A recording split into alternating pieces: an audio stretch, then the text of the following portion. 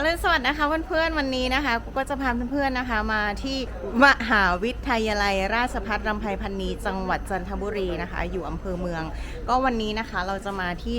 สาขาวิทยาศาสตร์และเทคโนโลยีอาหารคณะเทคโนโลยีการเกษตรนะคะของมหาวิทยาลัยราชภัฏรำไพพรรณีอำเภอเมืองจังหวัดจันทบุรีค่ะแล้วเข้ามาในตัวอาคารแล้วนะคะแล้วก็จะมาดูนะคะเรียนรู้เกี่ยวกับพวกนวัตกรรมอาหารต่างๆนะแล้วก็เนี่ยพวกเครื่องมือนะคะที่เขาใช้ในการทดสอบอาหารหรือว่าตรวจอาหารนะเนี่ยวิทยาศาสตร์มริสหาถ่ายด้วยสิ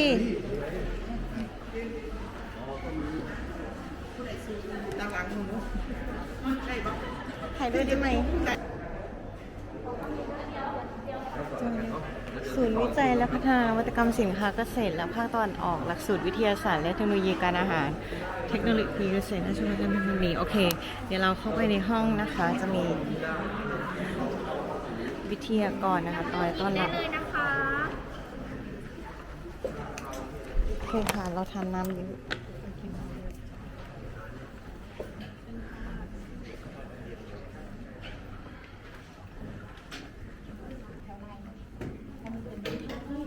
เชิญค่ะพี่เกษตรเชิญค่ะของ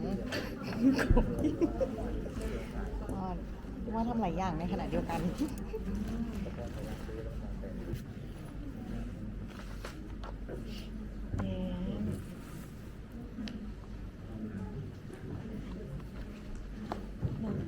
ชื่ออะไรที่มีแบบน้องจอยแล้วก็อุ้ย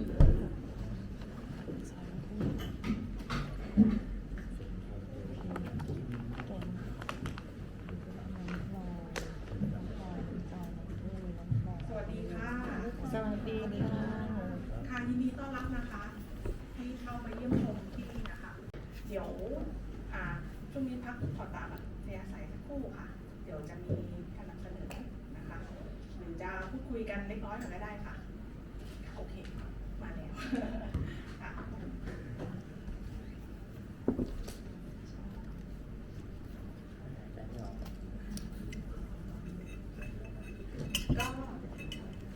สวัสดีทุกท่านนะคะผู้ช่วยศาสตราจารย์ดร.เดินรุ่งเบญจมาศนะคะก็ดีใจเป็นอย่างยิ่งที่ได้ต้อนรับ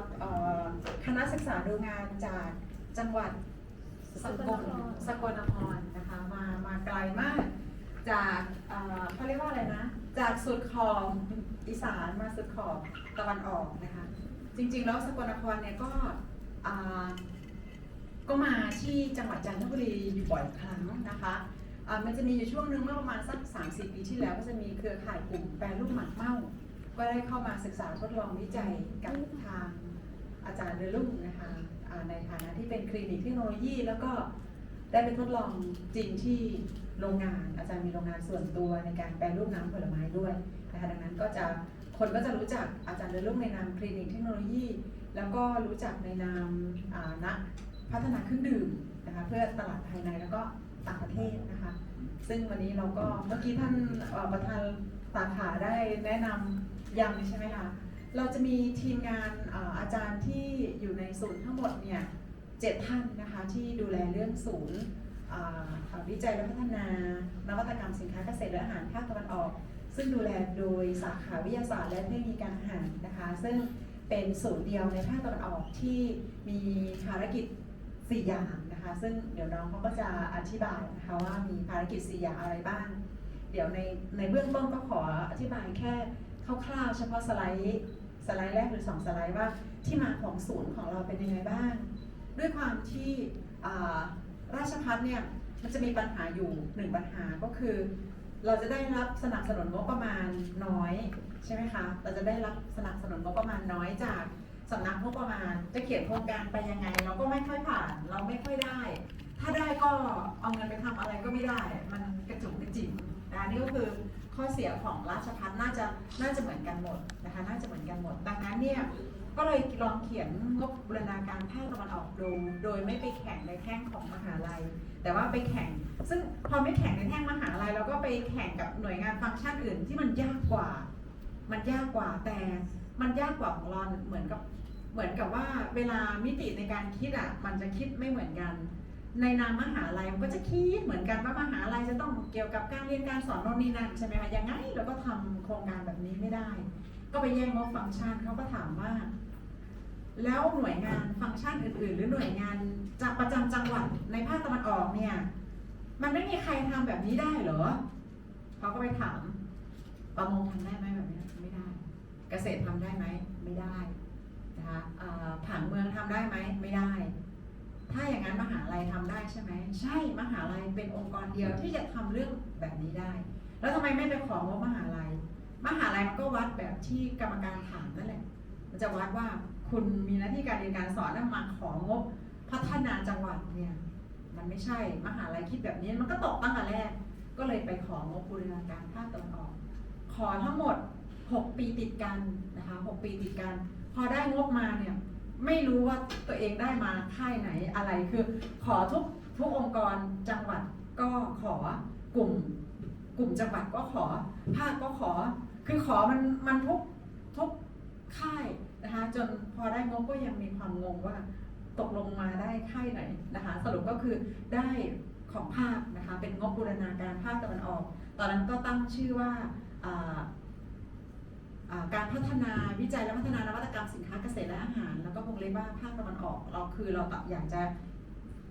จะกินรวบในภาคตะวันออกนะคะเราก็ได้งบมาทั้งสิ้น71 ล้านนะคะเป็นงบ71 ล้านทำไมถึงได้71 ล้านคำตอบก็คือด้วยความที่ปีสุดท้ายเนี่ยมีสไลด์เดียวให้ดูใช่ไหมก็ตัดออกเลยใช่ไหมเอาไม่เป็นไรมีโอเคมันจะมีวัตถุประสงค์ที่อยากจะชี้ให้เห็นที่มันเกี่ยวข้องกับเขาเรียกว่าอะไรแผนประเทศใช่ไหมคะแผนประเทศเผื่ออาจารย์หรือบุคลากรท่านใดอยากจะวางรถแมพให้กับจังหวัดของตัวเองหรือให้กับมหาลัยจริงๆแล้วมหาลัยราชภัฏเนี่ยไม่ได้ถูกมองว่าเป็นมหาลัยชั้น2แต่เราต่างหากที่เขียนให้มันเป็นโครงการชั้น2พอเราเขียนไปในภาพกว้างจริงๆเราก็ไปเปลี่ยนคนอื่นได้นะคะทำให้ในภาคตะวันออกเนี่ยจะไม่มีศูนย์แบบนี้อีกนะคะไม่มีศูนย์แบบนี้อีกเราก็จะได้เป็นมหาลัยสุดท้ายแล้วก็เป็นมหาลัยเดียวในภาคตะวันออกนะคะก็ได้งบมาทำไมถึงได้มาถึง71 ล้านจริงๆโครงการนี้เขียนไว้ที่100 ล้านซึ่ง100 ล้านเนี่ยเราจะแบ่งเป็น3 ปีนะคะเป็นงบต่อเนื่องปีละ30 ใช่ไหมคะแบ่งไว้แต่ทีนี้มันได้มา2 ปีแล้วมาเจอโควิดนะปี64เราไม่ได้มันก็ได้ปี62 63ปี64พอมีโควิดก็ไม่ได้พอไม่ได้ก็ไม่เป็นไรเพราะว่าเราจัดเท่าที่เราได้ที่71 ล้านนะคะที่มาที่ไปอีกอันนึงก็คือท่านองคมนตรีท่านดาพงศ์ได้มาเยี่ยมได้มาวิสิตในมอลำไพแล้วก็มีโอกาสได้นำผลงานของตัวเองไปจัดแสดงในเรื่องของการบริการวิชาการแล้วก็ท่านก็ถามว่าไอโครงการที่เขียนบริการวิชาการเนี่ยเขียนไปเท่าไหร่คือตอนนั้นมันมีโจทย์มาว่าลำไยติดเพี้ยแป้งทำไมราชภัฏที่อยู่ในชุมชนหนึ่งไม่เข้าไปช่วยท่านก็เรียกไปตำหนิก็เลยบอกเขาว่าของบประมาณไปซื้อเครื่องที่จะวิเคราะห์เรื่องมาตรฐานทั้งเรื่องกรรมฐานซึ่งมันต้องใช้เครื่อง GC นะคะซึ่ง GCMS เนี่ยราคามันก็อยู่แค่ 5-6 ล้านบาทเราก็เขียนว่าประมาณไป 5-6 ล้านบาทเขียนยังไงก็เขียนไม่ได้ท่านก็เลยบอกว่าก็คุณคิดแบบราชภัฏอ่ะคุณไม่มีทางจะได้รับงบก้อนใหญ่หรอกคุณลองเขียน100 หรือ 200 ล้านดูสิแล้วคนที่ดูโครงการของคุณเขาจะเอะใจว่าราชภัฏมันกล้าขอได้ยังไงล้านหรือ200 ล้านหรือ200 ล้านอ่ะมันพอมันปุ๊บเขาก็อ่านพออ่านปุ๊บเราถึงได้เห็นดีเทลข้างในของเราดังนั้นมันก็เลยมีเป็นที่มาที่ไปว่าทริคในการเขียนโครงการก็คืออย่าเขียนน้อยให้เขียนให้เขารู้สึกพอปุ๊บพอเข้ามาอ่านนะเขาก็จะติดกับดักเราเลยก็จะรายละเอียดของเรามันแน่นละก็จะมีอะไรบ้างเราทำยังไงบ้างมันก็เลยเป็นที่มาที่ไปในการได้งบประมาณไม่งั้นโครงการที่พวกเรามาดูมาเยี่ยมชมเนี่ยจริงๆแล้วมันจะต้องได้ประมาณ100 ล้านนะคะแต่ด้วยความที่มันเป็นไม่เป็นไรมันก็เป็นสถานการณ์เป็นโควิดก็เป็นโควิดเราก็เลยไม่ได้ถึง100แต่ว่าก็สมบูรณ์ในแบบของมันนะคะทีนี้โครงการนี้นะคะก็ เดี๋ยวต่อจากนี้เดี๋ยวน้องมาบรรยายต่อนะคะอาจารย์แค่จะอยากจะรู้ว่าอยากให้ทุกท่านรู้ว่าวัตถุประสงค์ที่เราเขียนไว้คืออะไร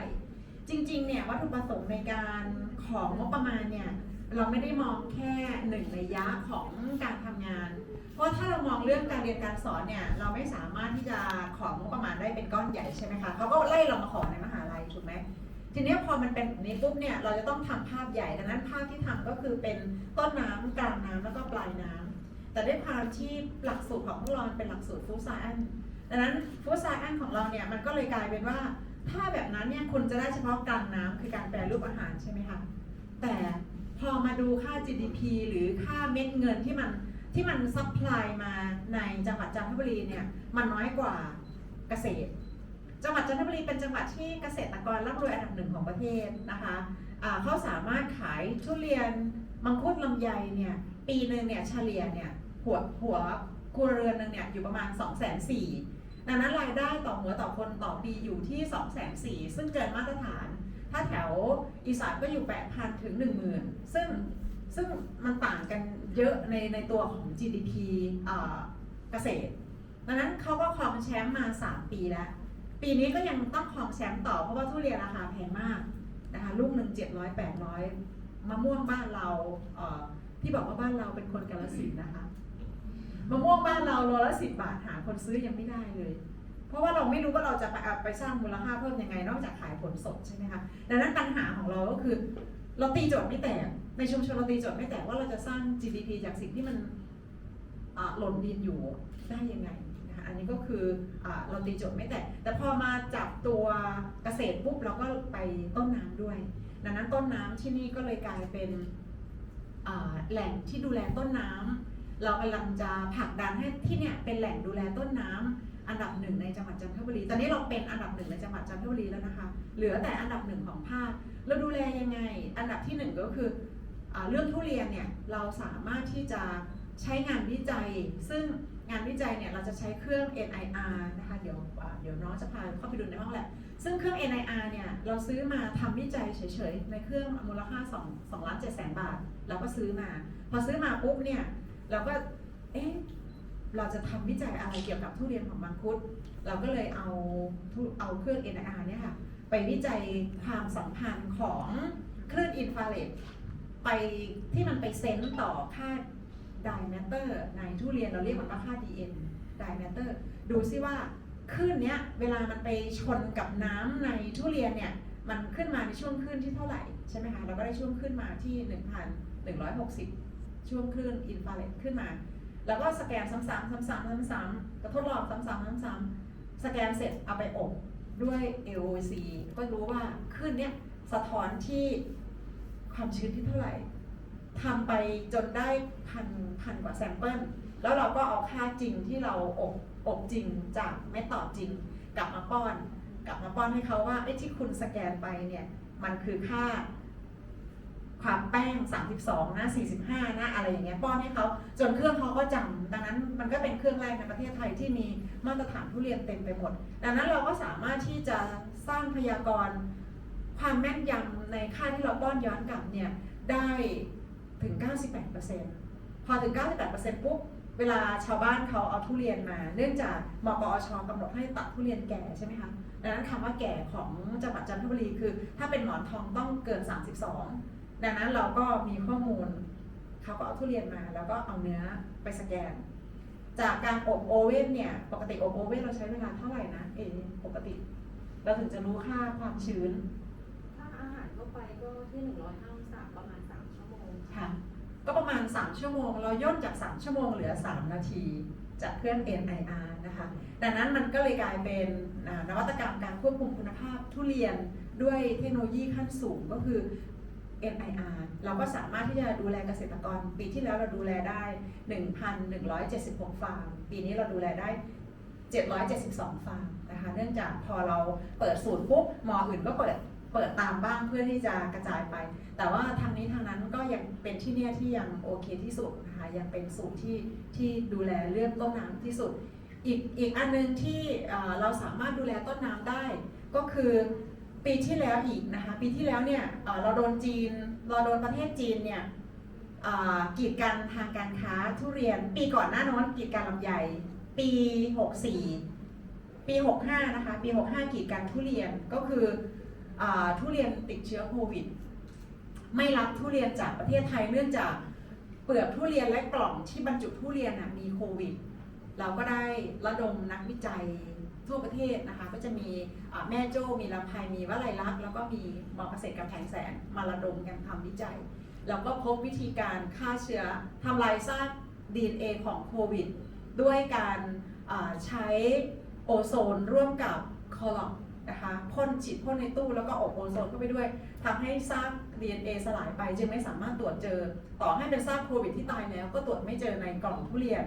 ประเทศจีนก็พอใจมากเราใช้เวลาวิจัยอย่างไม่ได้พักไม่ได้หลับไม่ได้นอนอยู่2เดือน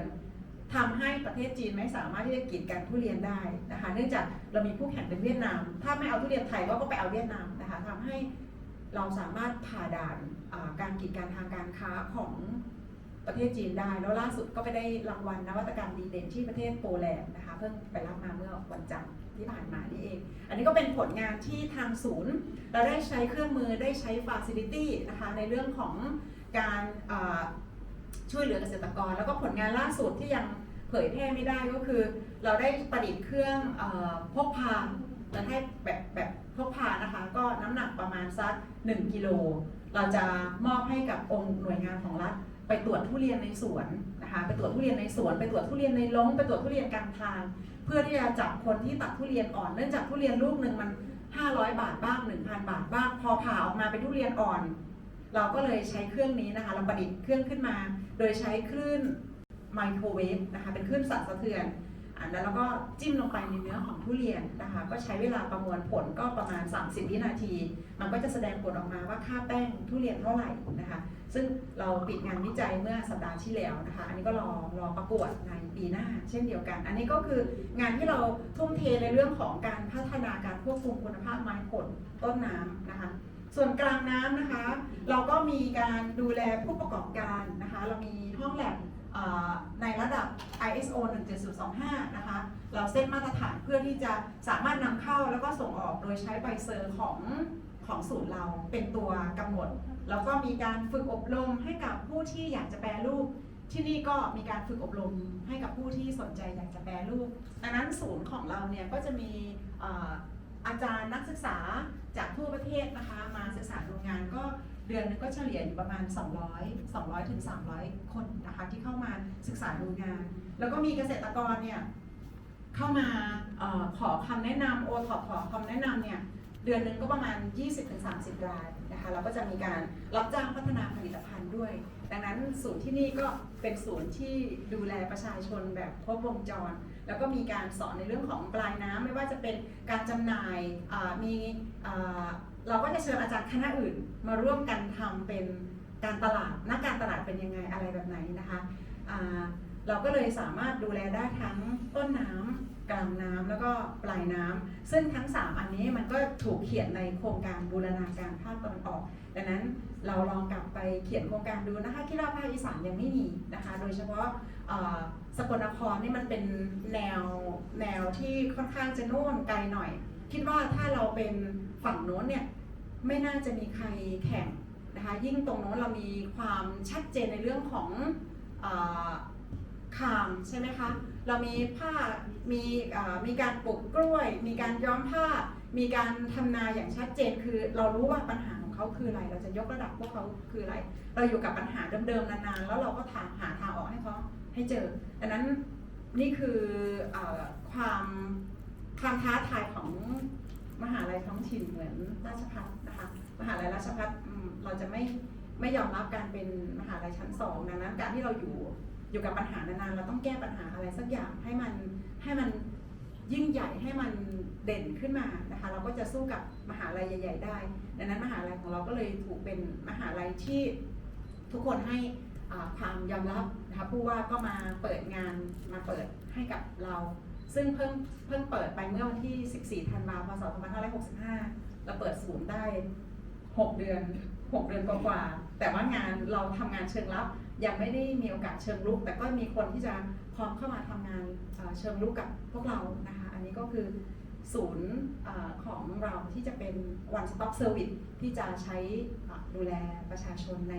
ภาคตะวันออกนะคะซึ่งอันนี้ก็เป็นความภาคภูมิใจของที่นี่นะคะใหม่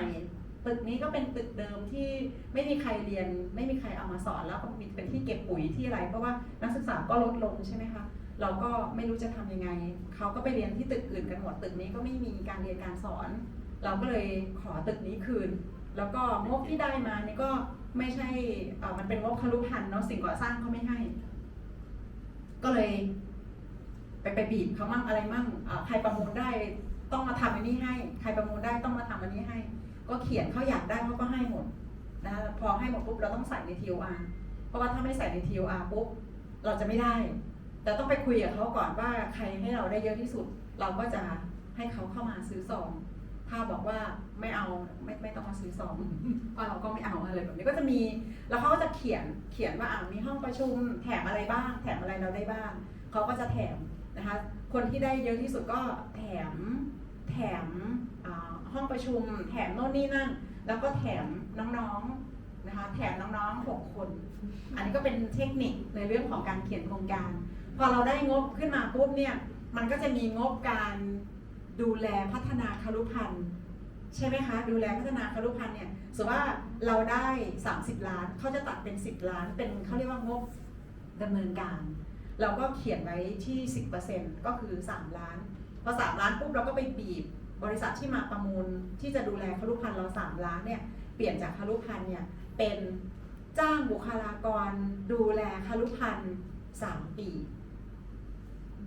เราไม่เอาดูแลแบบนั้นแต่เราจะเอาคนมาดูแล3 ปีใครอยากได้เงิน3 ล้านก็มาประมูลไปก็มาเปิดซองไปแล้วก็ได้น้องมาช่วยงานตามสัญญา3 ล้านต่อ1โครงการเราแยกเป็น2 ปีใช่ไหมคะปีแรกก็ได้3 ล้านปีที่2เราก็ได้3 ล้านปีแรกงบหมดแล้วก็มาใช้งบศูนย์แทนซึ่งงบศูนย์ของเราก็เป็นงบเดียวเป็นสถานราชการเดียวที่ไม่ได้ใช้งบราชการนะคะเป็นการงบบริหารตัวเองไม่ได้เอาเงินมหาลัยเพราะมหาลัยไม่ให้งบบุคลากรอยู่แล้วทำยังไงเขาก็ไม่ให้ถ้าจะของงบบุคลากรในโครงการศูนย์เนี่ยอย่าเอามาตั้งในมหาลัยเอาไปให้ใครก็เอาไปเพราะว่ามหาลัยไม่มีงบจ้างเอาแล้วเราจะทำยังไงนึกในใจเราทำยังไงเราก็ไปบีบบริษัทที่เขาประมูลได้ว่าคุณต้องแถมเราให้สัญญา3 ปีเราจะได้ปรับตัวได้ในช่วง3 ปีที่เรายังหาเงินให้กับตัวเองไม่ได้เนี่ยเราก็ใช้งบบริษัทที่เข้ามาจ้างพอเราหาเงินได้เราก็เอาเงินไปหยอดกระปุกก็ส่งเข้ามหาลัยเรารับจ้างทุกอย่างส่งเงินเข้ามหาลัยสุดท้ายเราก็มีเงินก้อนเป็นของตัวเองพอสัญญากับบริษัทหมดอายุปุ๊บเราก็มาใช้เงินก้อนที่เราหยอดกระปุกกันไว้เราก็ยังไม่ได้ใช้งบมหาลัยอยู่ดีเห็นไหมคะก็คือการบริหารจัดการโดยการเก็บค่าบริการนะคะดังนั้นเราก็จะมีงบมาบริหารอาจจะไม่เยอะแต่ว่าเราจะทำให้มันเป็นสูตรแรกในภาคตะวันออกที่ไม่ได้รบกวนสำนักงบประมาณแผ่นดินแต่อยู่ได้ด้วยเงินที่เขาให้มาเป็นก้อนแล้ว70 ล้านนั่นคือสิ่งที่มันงอกเงยจากงบหลวงที่ให้มาซึ่งจริงๆเราทำเกินแล้วล่ะตั้งแต่การฝ่าด่านวิกฤตการกีดกันทางการค้าของทุเรียนเพราะว่าทุเรียน1 ตันเนี่ย1 สวนเนี่ยปีแรกเราดูแลได้ 1,176 รายเนี่ย1 สวนเนี่ยจะต้องมีเฉลี่ยทุเรียนไม่น้อยกว่า5 ตันตันหนึ่งเนี่ยค่าเฉลี่ยของทุเรียนกิโลละ120 บาทเมื่อปีที่แล้วปีนี้เฉลี่ยที่150 บาทปีที่แล้วเฉลี่ยอยู่ที่กิโลละ120 1 ตันเท่าไหร่คะราคา1 ตันเท่าไหร่คะโลละ120 1 ตันกี่บาท1 ตันมี1,000 กิโล1,000 กิโลคูณ120 บาทเป็นเท่าไหร่คะ120,000 5 ตันนะคะ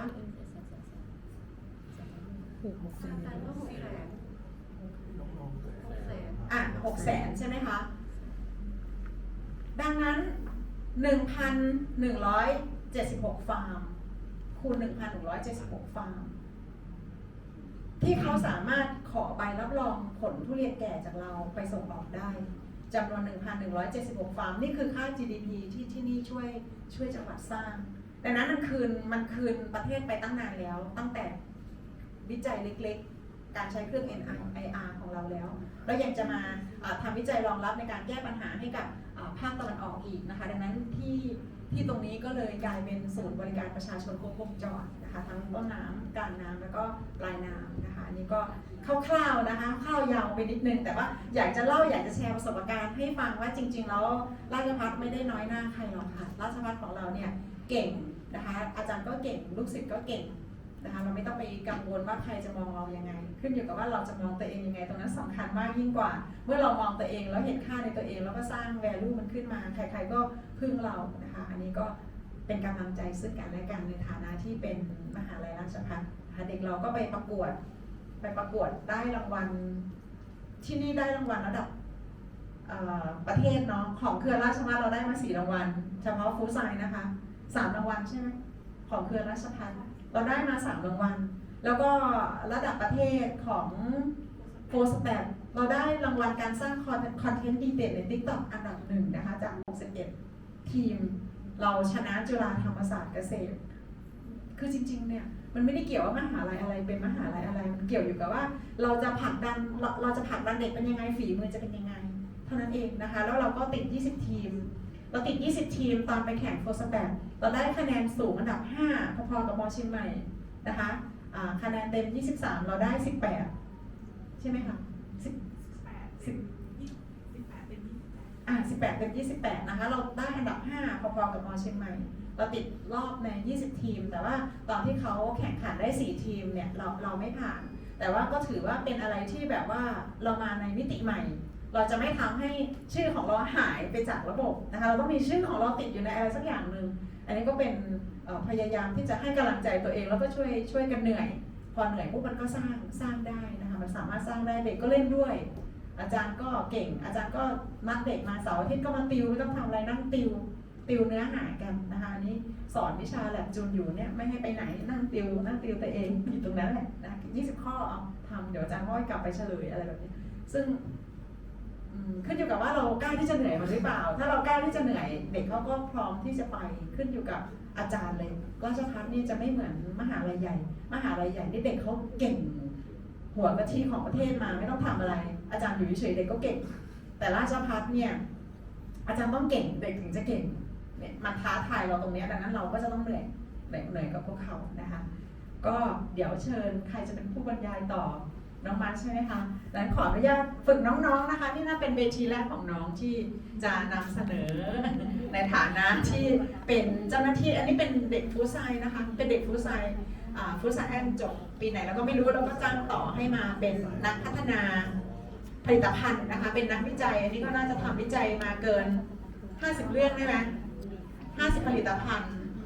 เป็นนักวิจัยแล้วก็เป็นนักพัฒนาผลิตภัณฑ์น่าจะมากกว่า50 ผลิตภัณฑ์ไอ้ที่ยืนอยู่ตรงนี้นะคะน้องนันก็เป็นนักพัฒนาผลิตภัณฑ์น่าจะเกิน50 ผลิตภัณฑ์แล้วนะคะเอามาเคี่ยวแล้วนี่เก่งกว่าอาจารย์แล้วนะคะส่วนน้องนัทนี่น้องนัทจบจากไหนนะลูกน้องนัทจบมสวด้านเคมีเนาะ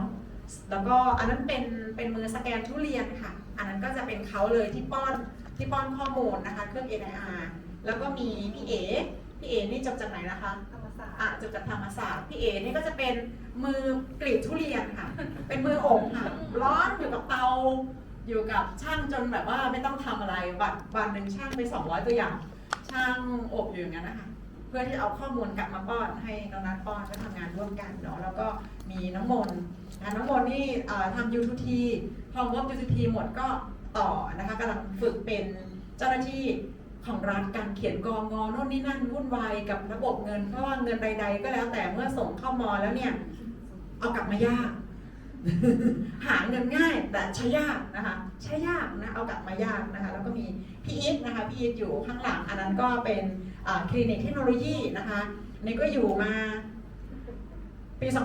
2552 นะคะเป็นแก่ที่สุดในบรรดา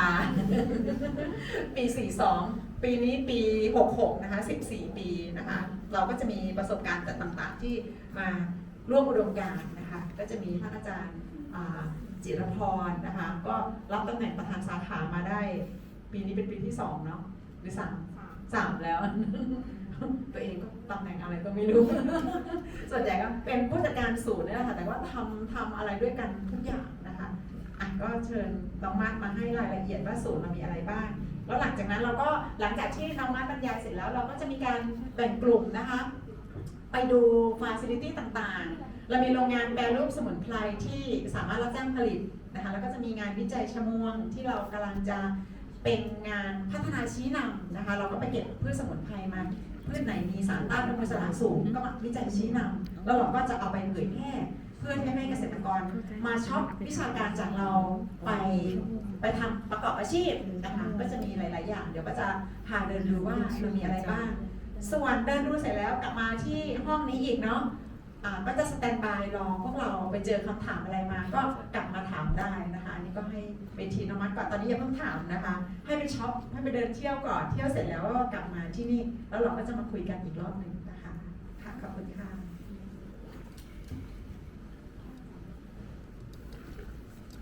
ค่ะขอบคุณท่านอาจารย์เดินลุ่มค่ะ ก็สวัสดีอีกครั้งหนึ่งนะคะ ค่ะก็หนูในนามของเจ้าหน้าที่ของศูนย์วิจัยนะคะ ขออนุญาตแนะนำศูนย์นะคะ ค่ะวัตถุประสงค์ของศูนย์นะคะมีอยู่4ด้านค่ะ ด้านที่1คืองานขออนุญาตพี่น้องนันคลิกให้นิดนึงค่ะ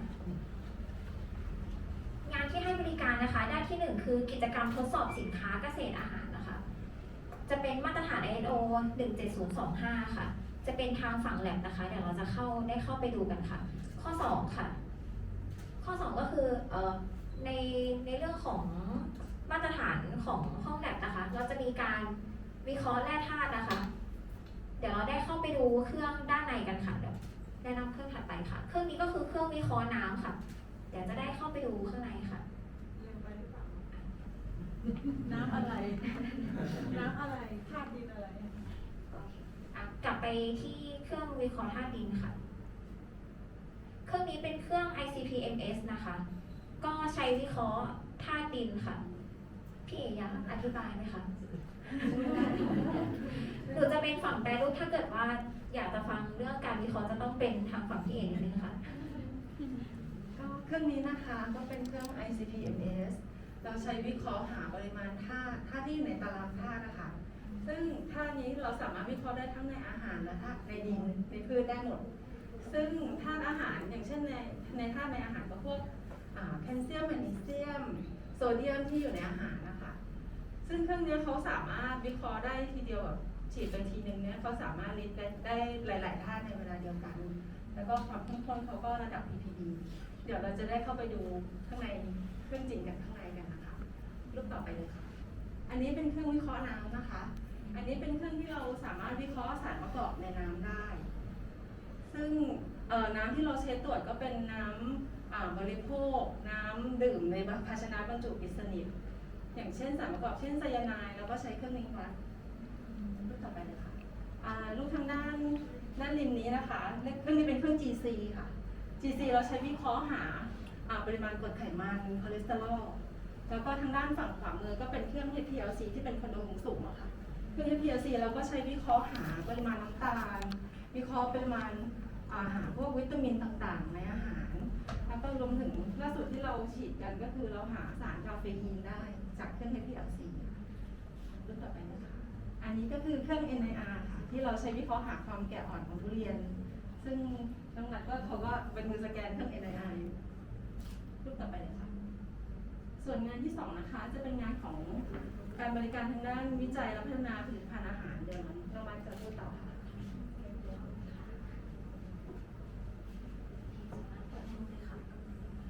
อันนี้จะเป็นตัวอย่างผลิตภัณฑ์ที่เราเคยพัฒนาให้กับกลุ่มอุตสาหกรรมหรือว่าโอท็อปนะคะ อันนี้จะเป็นน้ำพริกกะปิพร้อมทานค่ะ จะเป็นทั้งในรูปแบบหลอดนะคะ แบบหลอดก็คือเป็นน้ำพริกกะปิเหลวค่ะ ที่ทำบรรจุหลอดฆ่าเชื้อ แล้วก็น้ำพริกกะปิแบบผงค่ะ ใส่ถุงบรรจุปิดสนิทค่ะ อันนี้ก็จะในเรื่องของการวัดค่า AW เพื่อให้วัตถุดิบเก็บได้นานเก็บรักษาได้นานค่ะ ผลิตภัณฑ์ต่อไปคือข้าวต้มมัดทุเรียนค่ะ ตัวนี้จะเป็นการแปรรูปของทุเรียนและมังคุดค่ะ ถ้าเป็นทุเรียนที่เราแปรรูปกันจะใช้นวัตกรรมเข้ามาช่วยก็คือการใช้เครื่องรีทอร์ดค่ะ เป็นเครื่องฆ่าเชื้อแบบแนวนอนนะคะ เดี๋ยวเราจะได้เข้าไปดูกันค่ะ ก็ ก็คืออันนี้ค่ะ เราจะทำเป็นข้าวเหนียวแล้วก็เป็นไส้ทุเรียน เอาเข้าเครื่องฆ่าเชื้อค่ะ ใส่ถุงเท้าบรรจุแบบร้อนนะคะ แล้วก็ฆ่าเชื้อซึ่งสามารถเก็บได้นานถึง 6 เดือนนะคะ ส่วนในรูปนี้ก็จะเป็นชีสทาร์ตมังคุดค่ะ เป็นการอบเบเกอรี่ค่ะ ใช้มังคุดกวนค่ะผลิตภัณฑ์แยมผลไม้นะคะ ใช่ ตัวนี้จะเป็นแยมสมุนไพรค่ะ เป็นกระเจี๊ยบกับน้ำมะปี๊ดค่ะ เป็นส้มจี๊ดที่เป็นผลไม้พื้นเมืองของจังหวัดจันทบุรีค่ะ จะมีกลิ่นส้มแล้วก็เป็นรสชาติเปรี้ยวเหมือนมะนาวค่ะ จะมีความกลิ่นหอมเป็นเอกลักษณ์ค่ะ แล้วก็มีมังคุดไซเดอร์ค่ะ ตัวนี้ก็คือหมักจากมังคุดเพื่อให้มีรสเปรี้ยวเป็นไซเดอร์ค่ะ แล้วก็อันนี้จะใช้เทคโนโลยีการฟรีซไดร์ค่ะ จะเป็นสับปะรดฟรีซไดร์แล้วก็ข้างบนจะเป็นกล้วยทอดสุญญากาศค่ะ เป็นแบบผักอบกรอบค่ะ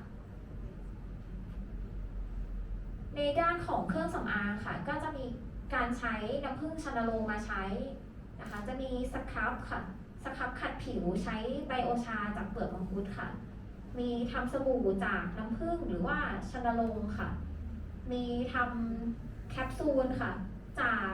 กระชายจากขมิ้นชัน หรือว่าจากชะมวงค่ะเดี๋ยวเราจะได้เข้าไปดูงานวิจัยชะมวงเอามาทำเป็นแคปซูลค่ะ แล้วก็มีทำสบู่ด้วยค่ะ ตัวนี้จะมีสารต้านอนุมูลอิสระสูงค่ะ เป็นพืชของพื้นเมืองของจังหวัดจันทบุรีค่ะ อย่างเช่นหมูชะมวงค่ะ งานบริการด้านที่ 3 นะคะ คือโรงงานต้นแบบนะคะ เป็นโรงงานสาธิตการแปรรูปต้นแบบ เครื่องรีถอนที่พูดถึงคือเครื่องด้านบนค่ะ แล้วก็เครื่องบรรจุไนโตรเจนค่ะ อันนี้เป็นตัวอย่างเครื่องค่ะเดี๋ยวเราได้เข้าไปดูอีกหลาย ๆ เครื่องค่ะ นี่คือเครื่องสเปรย์ไดร์ค่ะ ตัวอย่างผลิตภัณฑ์ก็คือส้มจี๊ดค่ะ หรือว่ามะปี๊ดที่พูดถึงนะคะ จะเป็นลูกกลมๆเล็กๆค่ะ ไม่ใหญ่มาก แต่ว่ามีน้ำเยอะ ก็เอามาทำเป็นผงสเปรย์ไดร์เป็นผงพร้อมดื่มค่ะ ตัวนี้ก็สามารถละลายน้ำทานได้เลยค่ะ เครื่องนี้เป็นเครื่องฟิตไดร์ค่ะ ผลิตภัณฑ์นะคะก็มีทำน้ำฝางค่ะด้านบนขวานะคะ แล้วก็มีด้วงค่ะ แล้วก็อะไรคะด้วง ใช่ค่ะเป็นด้วงที่เป็นตัวแบบว่าได้จากต้นไม้เป็นด้วงมะพร้าว เป็นด้วงมะพร้าวค่ะด้วงมะพร้าว เป็นงานวิจัยเด็กที่เขาอยากจะเก็บแห้งคือพวกเนี้ยพอเราอบแห้งปุ๊บเนี่ยเขาจะมีข้อเสียคือตัวเขาอ้วนแล้วข้างในมันมีไขมันเวลาอบมันจะไม่แห้งจริงข้างในมันจะเหม็นได้หรอไหมคะมันไม่แห้งจริงอ่ะเด็กเขาก็เลยมาทำแห้งด้วยฟรีสไดร์ก็กัดแล้วก็กรอบนะมันลูกมันเหมือนเรากินไข่ไข่เค็มมันอร่อย อารมณ์ประมาณว่าร สชาติก็ยัง อะไร เหมือนด้วงสดอยู่ค่ะ แค่มีความกรอบเพิ่มเข้ามาค่ะ ส่วนผลิตภัณฑ์ทางสีเหลืองนะคะ เป็นแกงใต้ค่ะ เป็นแกงกะทิใต้ที่เอามาทำเป็นฟีดไดร์ค่ะ ตัวนี้ก็สามารถทานเอาไปทำเป็นผงโรยข้าวทานได้เลยค่ะ ตัวนี้ ด้านโรงงานต้นแบบนะคะ เราจะมีเครื่องอีกหลายเครื่องเลยค่ะ ยกตัวอย่างเช่น เครื่องบรรจุแคปซูลนะคะ แคปซูลที่เราเคยทำมาก็จะมีฟ้าทะลายโจรกระชายชะมวงผงค่ะ แล้วก็มีซอฟต์เจลค่ะ เป็นเครื่องผลิตซอฟต์เจลบรรจุน้ำมันค่ะ มีน้ำมันมะพร้าวสีส้มก็คือเป็นน้ำมันสกัดจากฟักข้าวค่ะ แล้วก็เครื่องนี้จะเป็นเครื่องทำแผงสำหรับตัวซอฟต์เจลค่ะ งานด้านที่ 4 คือกิจกรรมบริการวิชาการค่ะกิจกรรมบริการวิชาการนะคะ เราจะมีวิเคราะห์ความแก่อ่อนทางด้านพี่เอ๋ได้แนะนำไปแล้วค่ะ อันนี้จะเป็นรูปภาพของการวิเคราะห์เมื่อปีที่แล้วค่ะ รวมถึงปีนี้ด้วยในช่วงของหน้าทุเรียนเมื่อเดือนกุมภาถึงเมษาที่ผ่านมาค่ะ อันนี้เป็นสถิติที่เราวิเคราะห์ทุเรียนนะคะ ก็จะมีจำนวนทุเรียนที่เข้ามาตรวจกับศูนย์วิจัยเราจำนวน 771 ลูกค่ะ มีผู้แจ้งตรวจนะคะ ก็คือ 576 ผู้แจ้งตรวจค่ะ ปริมาณหมอนทองที่นำมาตรวจจะสูงที่สุดเลยค่ะใน ในปีนะคะก็จะทั้งหมด 542 ลูกค่ะชะนีมี 7 ลูกค่ะ แล้วก็มีพวงมณีแล้วก็กระดุมตามลำดับลงมาค่ะ ความแก่อ่อนของหมอนทองก็จะไม่ต่ำกว่า 32% ก็ถือว่าผ่านแล้วก็ตัดขายได้ค่ะ ส่วนอันนี้จะเป็นทุกภาคส่วนในจังหวัดนะคะที่ร่วมกันบริการให้กับประชาชนที่รับตรวจทุเรียนค่ะ จะมีทั้งสำนักงานนะคะของขลุงในอามทุกอำเภอเลยค่ะมีท่าใหม่คิชกูฏมะขามแก่งหางแมวอำเภอเมืองนะคะ แหลมสิงห์แล้วก็จันทบุรีรวมถึงราชภัฏลำไพพันนีด้วยค่ะ รวมทั้งหมดของเรานะคะจะตรวจได้มากนะคะอยู่ที่ 1,167 ตัวอย่างค่ะ อันนี้จะเป็นในปี 2565 ค่ะ การอบรม อันนี้จะเป็นตัวอย่างการอบรมน้ำสลัดมะปี๊ดค่ะ ก็จะเป็นผลิตภัณฑ์มะปี๊ดที่เอามาทำน้ำสลัดให้กับกลุ่มผู้ประกอบการค่ะ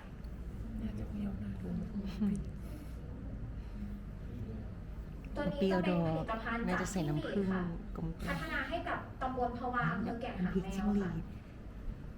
ก็จะทำเป็นน้ำพริกบรรจุซองนะคะ ตัวนี้ก็คือทางอำเภอแก่งหางแมวจะมีช้างเยอะค่ะ ซึ่งประกอบอาชีพกรีดยางเป็นสัดส่วนใหญ่ค่ะ แต่ว่าตอนนี้จะกรีดตอนกลางคืนไม่ได้ค่ะ ก็จะมีจิ้งหรีดที่เป็นสัตว์เลี้ยงที่เอามาทำเป็นอาชีพเสริมได้ค่ะ ก็คือเอามาทำน้ำพริกค่ะ ก็จะมันจะลดลงไปในช่วงที่กรีดยางได้น้อยค่ะ ก็จะมีอาชีพเสริมเข้ามาเพิ่มรายได้ค่ะ การอบรมด้านการอบรมวิชาการเกษตรนะคะ การแปรรูปควบคุมคุณภาพสมุนไพรนะคะ อันนี้จะเป็นการทำแห้งแบบแช่เยื่อแข็งหรือว่าฟรีซไดร์ค่ะ เป็นในเรื่องของชะมวงนะคะ เอามาทำหลังจากที่เราสกัดชะมวง โดยที่วิธีที่เรามีการวิเคราะห์มาแล้วว่าใช้อุณหภูมิเท่าไหร่ในการวิเคราะห์ชะมวงแล้วก็เอามานำเสนอ หรือว่าถ่ายทอดต่อให้กับผู้ประกอบการหรือว่ากลุ่มชาวบ้านค่ะ ก็จะมีการสอนวิธีการสกัดวิธีการต้มแล้วก็ทำฟรีซไดร์ค่ะ ก็จะใช้เวลา1 วันในการฟรีซไดร์วันที่ 2 ก็มาปั่นแล้วก็บรรจุแคปซูลค่ะ อันนี้ก็ผู้ประกอบการได้ลงมือทำเองตั้งแต่ขั้นสกัด แล้วก็เข้าเครื่องฟรีซไดร์รวมถึงการใช้เครื่องแคปซูลด้วยค่ะ แล้วก็บรรจุแล้วก็ได้ผลิตภัณฑ์กลับบ้านเองค่ะ มีสบู่ที่ใช้จากชะมวงด้วยค่ะ จะเป็นสีออกเขียวๆเหลืองๆ